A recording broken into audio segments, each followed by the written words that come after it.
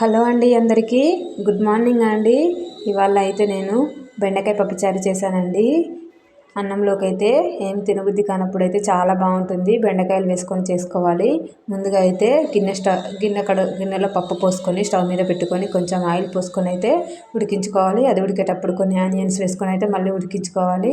అది మొత్తం ఉడికిన తర్వాత పప్పు దువ్వతో అయితే మెదుపుకోవాలి. తర్వాత బెండకాయ ముక్కలు, ఉల్లిగడ్డలు, టమాటాలు, పచ్చిమిర్చి, కరివేపాకు వేసుకొని అయితే కలుపుకోవాలి.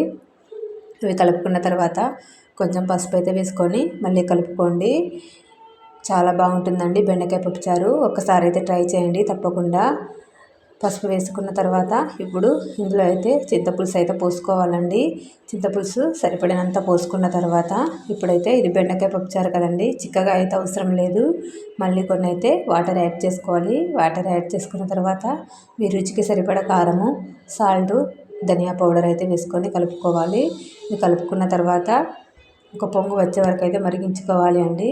తర్వాత కచ్చాపచ్చగా దంచుకున్న వెల్లుల్లి పేస్ట్ అయితే వేసుకోవాలి. వెల్లుల్లి పేస్ట్ వేసుకున్న తర్వాత కూడా మళ్ళీ ఒక పొంగు రానివ్వండి. చూడండి, బెండకాయ అయితే దగ్గర పడిపోయింది పప్పుచారు. తర్వాత పోపు కోసం ఫ్రై ప్యాన్ పెట్టుకొని అందులో ఆయిల్ పోసుకొని ఎండుమిరపకాయలు, ఆవాలు, జీలకర్ర, 2-3 వెల్లుల్లి రెబ్బలు, కరివేపాకు వేసుకొని అవి పోపు అయిన తర్వాత అంతే అండి, బెండకాయ పప్పుచారులో కలుపుకోవడమే. ఎంతో టేస్టీ అండ్ రుచికరమైన బెండకాయ పప్పుచారు అయితే రెడీ అయిపోయింది.